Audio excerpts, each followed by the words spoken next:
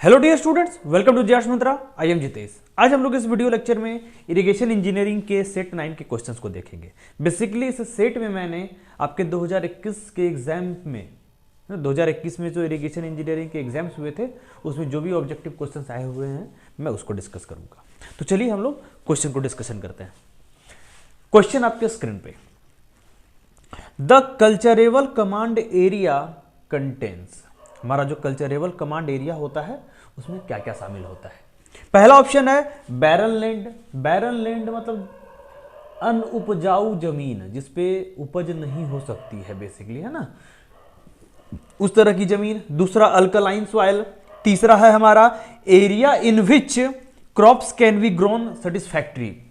ऐसे एरिया या ऐसी भूमि जिसपे कि हम लोग एक अच्छे तरीके से खेती को कर सकते हैं।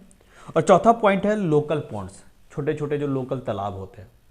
तो कल्चरेबल कमांड एरिया बेसिकली वैसा एरिया जिसपे कि कृषि संभव होती है, यानी option number C is our correct answer. सबसे पहला हमारा होता है ग्रॉस कमांड एरिया, जिसमें जितने भी तरह की भूमि होती है, चाहे जिस भूमि पे कृषि संभव है या नहीं है, या जिस भूमि पे कृषि संभव है या जिस पे कृषि संभव नहीं है, हर तरह की भूमि जहां पे घर वगैरह बने हुए हैं, तालाब वगैरह का एरिया, सब कुछ शामिल होता है ग्रॉस कमांड एरिया में। और उसी से हम लोग निकालते हैं कल्चरेबल कमांड एरिया जहां पे कि हमारे कृषि संभव होती है, यानी option number C is our correct answer. Next question, necessity of irrigation is due to. ये जो इरिगेशन की जो नेसेसिटी आती है वो क्यों होती है, या इरिगेशन की आवश्यकता क्यों पड़ती है। पहला नंबर ऑप्शन है अनटाइमली रेनफॉल, मतलब जब जरूरत हो तब रेनफॉल नहीं होता है, अनटाइमली, है ना। दूसरा ऑप्शन लेस रेनफॉल, जब कम वर्षा होती है। तीसरा ऑप्शन कैश क्रॉप प्रोडक्शन, हम लोग जो भी तंबाकू चाय वगैरह की खेती है ना, तंबाकू चाय कहवा गन्ने इत्यादि की खेती के लिए। और चौथा ऑल ऑफ दिस। तो ध्यान रखिएगा, देखिए अनटाइमली जब हमारा रेनफॉल होता है, वक्त बेवक्त जब रेनफॉल होता है, तो मान लीजिए कि अभी खेतों में आपने खरीफ के मौसम में धान रोपा है, बारिश हुई ही नहीं, तो आखिर आपको धान का फसल अगर उपजाना है तो आपको पानी देना होगा ना। तो उसके लिए हम लोग सिंचाई वाले सिस्टम से पानी देते हैं। तो इसीलिए जब अनटाइमली रेनफॉल होगा तो हमको पानी देना होगा खेत में, इसके लिए सिंचाई चाहिए। और दूसरा लेस रेनफॉल, जब रेनफॉल कम भी हो तब भी हमको सिंचाई के लिए पानी देना होगा। तो यही दोनों ऑप्शन के कारण हम लोग ऑल ऑफ दिस लगा देंगे, है ना। और तीसरा नंबर, जब भी हम लोग कैश क्रॉप वगैरह उत्पादन करते हैं तो उनकी खेती नॉर्मली लंबे टर्म्स के लिए होती है, लॉन्ग ड्यूरेशन वाली होती है। जैसे गन्ने की खेती 11 महीने 12 महीने इत्यादि के लिए, उसी तरह तंबाकू की खेती भी थोड़ी लंबे वक्त के लिए चलती है। तो ऐसे केसेस में हम लोगों को सिंचाई की पानी की व्यवस्था देनी होती है, क्योंकि इसको बेचने के बाद किसान को नकदी रुपये आमदनी होती है। तो इसीलिए हमारा option number D all of the above is correct answer. Next question आपके स्क्रीन पे, विच of the following type of rain gauge is more suitable for remote हिली इन एक्सेसिबल एरियाज। निम्नलिखित में से हमारा कौन सा ऐसा रेन गेज है जिसको कि हम लोग यूज कर सकते हैं या उपयुक्त होता है रिमोट हिली इन एक्सेसिबल एरियाज में, पहाड़ों पे, ऐसे क्षेत्रों में जहां पे कि लोग तुरंत तुरंत जाके रीडिंग वगैरह नहीं ले सकते हैं, एकदम सुदूर दूर का क्षेत्र। इन एक्सेसिबल एरिया मतलब जहां पे हम लोग फ्रीक्वेंटली तुरंत तुरंत नहीं जा सकते हैं, जहां पे पहुंचना डिफिकल्ट होता है, और ऐसे इन एक्सेसिबल एरिया वो भी पहाड़ों पे, है ना। तो वैसे जगहों के लिए सबसे सुटेबल जो हमारा रेन गेज है वो कौन सा होता है। पहला है टिपिंग बकेट टाइप, दूसरा हमारा है फ्लोट टाइप, तीसरा है हमारा वेगिंग टाइप, चौथा है हमारा नन ऑफ दिस। तो ध्यान रखिएगा, जो सबसे सुटेबल इस केस में हमारा रेन गेज होता है वो होता है हमारा टिपिंग बकेट रेन गेज। सबसे सुटेबल आंसर हमारा, सबसे सुटेबल रेन गेज यही होता है, option number A. Next question, which of the following is not a type of diversion headwork या not a part of diversion headwork. Basically मैं हिंदी वाले question को देख के मैं आपको इंटरप्रेट कर रहा हूं, है ना। विच of the following is not a part of diversion headwork. पहला है वियर, दूसरा है स्पर, तीसरा है फिश लैडर, चौथा है डिवाइड वॉल। तो हम लोगों को पता है कि वियर, फिश लैडर और डिवाइड वॉल हमारा डाइवर्जन हेडवर्क का पार्ट होता है, लेकिन जो स्पर है वो हमारा डाइवर्जन हेडवर्क का पार्ट नहीं होता है। Option number B is our correct answer. Next question, hill is the point of a dam where. हमारे डैम में हिल एक ऐसा पॉइंट होता है जहां पे कि पहला ऑप्शन कंप्रेसिव फोर्सेस एक्ट्स, दूसरा टेंसाइल फोर्स एक्ट्स, तीसरा नो फोर्स एक्ट्स, चौथा नन ऑफ दिस। तो मैंने बताया था ना, हम लोगों ने जब डैम में फोर्सेस को हम लोगों ने डिस्कशन हम लोग कर रहे थे कि जब हमारा डैम इम्पटी हो, जब हमारा डैम खाली हो, तो उस केस में हमारा जो कंप्रेसिव फोर्स है वो डैम के हिल से पास होता है, और जब डैम हमारा पूरी तरीके से भरा हुआ हो तो हमारा जो कंप्रेसिव फोर्स होता है वो टॉय से पास करता है। इस चीज को ध्यान में रखिएगा। तो इस केस में ये यहाँ पे नहीं लिखा हुआ है कि हमारा डैम इम्पिटी है कि भरा हुआ है, तो लेकिन हम लोग यहाँ पे इम्पिटी को अज्यूम करके हम लोग मार देंगे ऑप्शन नंबर ए कि कंप्रेसिव फोर्सेस एक्ट्स, है ना। हिल डैम का ऐसा पॉइंट होता है कि जब डैम हमारा खाली होता है तो जो कंप्रेसिव फोर्स है हमारा हिल से पास होता है, और जब डैम भरा हुआ रहेगा, रिजर्वायर भरा हुआ रहेगा, तो जो कंप्रेसिव फोर्स है वो टॉय से पास करेगा। ध्यान रखिएगा। Next question, A spillway is provided in, हम लोग स्पिलवे को कहां पे प्रोवाइड करते हैं या किस में प्रोवाइड करते हैं? डैम में, वियर में, बैराज में, या ऑल ऑफ द अबव। तो वियर और बैराज में तो हम लोग कभी स्पिलवे देते ही नहीं है, तो हम लोग जो स्पिलवे देते हैं वो हम लोग डैम के केस में देते हैं। Option number A is our correct answer. Next question, which of the following canal can irrigate the area on only one side of the bank? कौन सा ऐसा कैनाल होता है जो सिर्फ और सिर्फ अपने एक ही तरफ सिंचाई की सुविधा प्रदान करता है? पहला है ridge canal. Ridge canal ridge line या वाटर सेट लाइन के अलोंग हम लोग बनाते हैं, तो ये दोनों तरफ सिंचाई की सुविधा प्रदान करता है। दूसरा है हमारा कॉन्टूर कैनाल। कॉन्टूर कैनाल अगर थ्योरी याद है, आपके माइंड में बैठा हुआ है तो ध्यान होगा, कॉन्टूर कैनाल के एक तरफ का जो एलिवेशन है वो ऊपर होता है, क्योंकि एक किसी पार्टिकुलर कंटूर लाइन के अलोंग हम लोग इस कैनाल को बनाते हैं, तो उस कंटूर लाइन के ऊपर एलिवेशन बढ़ जाएगा तो पानी तो ऊपर नहीं जा पाएगा। यानी जो कंटूर कैनाल होता है सिर्फ अपने एक ही तरफ सिंचाई की सुविधा प्रदान कर पाने में सक्षम होता है। Option number B, contour canal is our correct answer. Next question, dash are those works which are constructed on bed of a canal a little distance downstream from head regulator, है ना। तो जब हम लोग कैनाल के bed में, basically canal के downstream side में, हेड रेगुलेटर के थोड़ा सा आगे चल के डाउनस्ट्रीम साइड में हम लोग कौन सा स्ट्रक्चर बनाते हैं ताकि सिल्क को कंट्रोल कर पाए, सिल्ट को कंट्रोल कर पाए? तो पहला ऑप्शन है सिल्ट इजेक्टर, दूसरा है सिल्ट एक्सक्लूडर, तीसरा है सिल्ट रेगुलेटर, चौथा है नन ऑफ दिस। तो ध्यान रखिएगा, सिल्ट रेगुलेटर में दो तरह का स्ट्रक्चर होता है हमारा, सिल्ट इजेक्टर और सिल्ट एक्सक्लूडर। सिल्ट इजेक्टर को हम लोग सिल्ट एक्सट्रैक्टर भी बोलते हैं।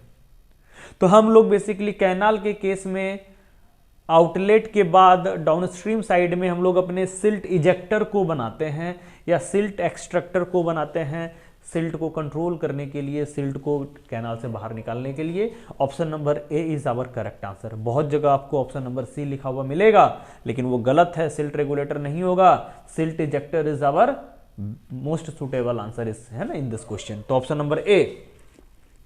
Next question, the time interval between the sowing and harvesting of crop, यानी फसल को बोने से लेके फसल को काटने का जो वक्त होता है उसको हम लोग क्या बोलते हैं? ऑप्शन नंबर ए बेस पीरियड। नहीं, बेस पीरियड तो होता है पहली बार फसल रोपने, पहली बार पानी देने से अंतिम बार पानी देने के बीच के टाइम पीरियड को। दूसरा हमारा होता है कोर पीरियड, ये भी नहीं, पहली बार बोने के से पहली बार जो पानी हम लोग देते हैं फसल को उसके बीच का वक्त कोर पीरियड होता है। दूसरा क्रॉप पीरियड, क्रॉप पीरियड हमारा ही आंसर होगा, क्योंकि फसल बोने से लेके फसल को काटने के बीच का वक्त को हम लोग क्रॉप पीरियड बोलते हैं। Option number C is our correct answer. Next question, the top of weir or spillway is called. हमेशा ध्यान रखिएगा, हमारा जो भी वियर या जो भी हमारा स्पिलवे होगा उसके टॉप को हम लोग क्या बोलते हैं? क्रेस्ट बोलते हैं। मैंने कम से कम मोर देन 100 टाइम्स मैंने रिपीट किया होगा जब मैंने वियर बैराज को पढ़ाया था, है ना। जब भी हमेशा टॉप होगा, वियर के टॉप को हम लोग क्रेस्ट बोलते हैं या स्पिलवे के टॉप को, क्योंकि स्पिलवे का जो टॉप है जस्ट वियर लाइक स्ट्रक्चर होता है वहां पे हमारा, तो उसी को हम लोग बोलते हैं क्रेस्ट। ध्यान रखिएगा। नेक्स्ट क्वेश्चन, बंधारा इरिगेशन इज इसेंशियली हमारा जो बंधारा इरिगेशन होता है वो किस तरह का इरिगेशन प्रोजेक्ट है? Major irrigation project, minor irrigation project, private irrigation project, none of this. Private तो कभी हो ही नहीं सकता है, प्राइवेट मतलब निजी इस्तेमाल के लिए बनाया गया। बंधारा तो नदियों पे बनाते हैं हम लोग नॉर्मली, तो पूरे के पूरे पब्लिक के लिए ये ओपन है। तो प्राइवेट तो इरिगेशन प्रोजेक्ट होता ही नहीं है कभी हमारा, तो या तो मेजर या तो माइनर। तो मेजर में हम लोग बड़े बड़े डैम्स वगैरह जो बनाते हैं वो मेजर होता है। बंधारा, परकोलेशन टैंक और लिफ्ट इरिगेशन, ये 3 तरह के माइनर इरिगेशन प्रोजेक्ट हम लोगों ने पढ़े हैं। ध्यान रखिएगा, बंधारा हमारा माइनर इरिगेशन प्रोजेक्ट है। Option number B is our correct answer. Next question, the difference in elevation between top of dam and full reservoir level. ये हमारा जो क्रॉस सेक्शन था रिजर्वायर का, बताए थे ना, तो ये रिजर्वायर का हमारा एफटीएल लेवल था, और जो टॉप ऑफ द डैम था, है ना, डैम का full reservoir level and top of the dam, हम लोग इसको क्या बोलते थे, ध्यान रखिएगा, हम लोग फ्रीबोर्ड बोलते थे ना, फ्रीबोर्ड। ये हम लोग प्रोवाइड करते थे इस डैम को। यहाँ पे जो पानी होता है, उस पानी में जो वेव चलता है, उस वेव से प्रोटेक्ट करने के लिए, ताकि ये वेव हमारा पानी इस डैम, है ना, इस डैम को पार ना कर जाए, उस वेव से प्रोटेक्शन के लिए हम लोग यहाँ पे फ्रीबोर्ड प्रोवाइड करते हैं। तो option number B is our correct answer, है ना। Next question, volume of water stored between normal reservoir level and maximum reservoir level is called. तो रिजर्वायर में नॉर्मल रिजर्वायर लेवल और मैक्सिमम रिजर्वायर लेवल के बीच में जो पानी स्टोर होता है उसको क्या बोलते हैं। Option number A line storage, option number B valley storage, option number C surcharge storage, option number D bank storage. तो देखिए, लाइन स्टोरेज और वैली स्टोरेज करके कोई चीज होता नहीं है। तो नॉर्मल रिजर्वायर लेवल, रिजर्वायर में जो हमारा जो नॉर्मल रिजर्वायर लेवल होता है, नॉर्मल सिनेरियो में जो जहां तक पानी स्टोर होगा, और जो मैक्सिमम केस हम लोग, जो मैक्सिमम लेवल हम लोग ड्रॉ करके रखते हैं, उनके बीच में जो पानी स्टोर होता है उसको हम लोग सरचार्ज स्टोरेज बोलते हैं। जो भी एक्सेस पानी आता है, ज़्यादा बरसात के केस में या जब फ्लड वाटर वगैरह आता है, तो उस केस में हम लोग जो पानी को स्टोर करते हैं नॉर्मल लेवल और मैक्सिमम लेवल के बीच में, उसको हम लोग सरचार्ज स्टोरेज बोलते हैं। ध्यान रखिएगा, option number C is our correct answer. Next question, dash dash dash is a line of demarcation between saturated soil and unsaturated soil in the section of earthen dam। earthen dam के case में एक ऐसा line जो कि हमारा saturated zone और unsaturated zone के बीच में एक तरह का बाउंड्री का काम करता है। Option number A phreatic line, option number B saturation line, option number C saturation gradient, option number D none of this. Common sense है ना, फ्रेटिक लाइन। अर्देन डैम के बॉडी में मैंने बताया था, ये अगर हमारा अर्देन डैम है तो हमारा फ्रेटिक लाइन ऐसे करके पास होता है। इस फ्रेटिक लाइन के नीचे का पूरा हमारा जो डैम होता है, जो हिस्सा होता है बेसिकली वो सेचुरेटेड होता है, और इस फ्रेटिक लाइन के ऊपर वाला हिस्सा हमारा अनसेचुरेटेड पार्ट होता है। तो हमारा ये जो फ्रेटिक लाइन है एक तरह का बाउंड्री या एक तरह का डिमार्केशन लाइन का काम करता है, जो सेचुरेटेड और अनसेचुरेटेड जोन के बीच में हमें क्लियर कट बताता है कि कहाँ पे सेचुरेटेड जोन, कहाँ पे अनसेचुरेटेड जोन, है ना। तो ये बाउंड्री या डिमार्केशन लाइन का काम करता है। तो option number A is our correct answer. Next question, in lined canal resistance to flow is. Lined canal के केस में हमारे फ्लो को जो रेसिस्टेंस मिलता है वो क्या होता है, कम, ज्यादा या सेम। बेसिकली हम लोग इसको अनलाइंड कैनाल से कंपेयर करेंगे। तो ध्यान रखिएगा, लाइंड कैनाल के केस में हमारा जो सरफेस होता है हम लोग उसको पूरा का पूरा लाइनिंग करके उसको स्मूथ और चिकना बना देते हैं, जबकि अनलाइंड कैनाल के केस में वो पूरा का पूरा अर्देन सरफेस होता है, पूरा का पूरा फ्रिक्शन वहाँ पे रहता है। तो अनलाइंड कैनाल के केस में जो रेसिस्टेंस टू फ्लो, हमारे फ्लो को जो रेसिस्टेंस मिलता है वो ज़्यादा मिलता है, और लाइंड कैनाल के केस में हमारे फ्लो अच्छे से स्मूथ तरीके से बहेगा। क्योंकि सरफेस चिकना होता है तो उसको रेसिस्टेंस यानी प्रतिरोध का सामना कम करना पड़ेगा। यानी option number A is our correct answer, less resistance to flow. Next question, dash dash dash carries a canal over a drain. Drain के ऊपर कैनाल, यानी कैनाल ऊपर बह रहा है हमारे ड्रेन से। तो इस केस में हम लोग जो क्रॉस ड्रेनेज वर्क बनाते हैं उसको क्या बोलते हैं। Option number A super passes, option number B aqueduct, option number C level crossing, option number D none of this. तो ध्यान रखिएगा, option number B aqueduct is our correct answer. Aqueduct के केस में हमारा जो कैनाल होता है वो नदी के ऊपर से बहता है। मैंने क्रॉस ड्रेनेज वर्क के स्ट्रक्चर के थ्योरी को आप लोग कैनाल में रिवाइज करिएगा, इंपॉर्टेंट है आपके सेमेस्टर पॉइंट ऑफ व्यू से, है ना। आपको कैनाल के यूनिट में आपको ऐप में मिल जाएगा क्रॉस ड्रेनेज स्ट्रक्चर का थ्योरी एक बार पढ़ लीजिएगा आप लोग एग्जाम के पहले या रिवाइज कर लीजिएगा। Next question, dash dash dash releases measured discharge from a canal into the field channel for irrigating crop, है ना। क्रॉप्स को इरिगेट करने के लिए हमारे कैनाल से जो फील्ड चैनल में जो पानी निकलता है, जहां से पानी बाहर निकलेगा, उसको क्या बोलेंगे? Option number A flume, option number B outlet, option number C fall, option number D sluice. तो सबसे बेस्ट आंसर है आउटलेट। आउटलेट से ही ना पानी निकलता है कैनाल से हमारा, तो option number B is our correct answer.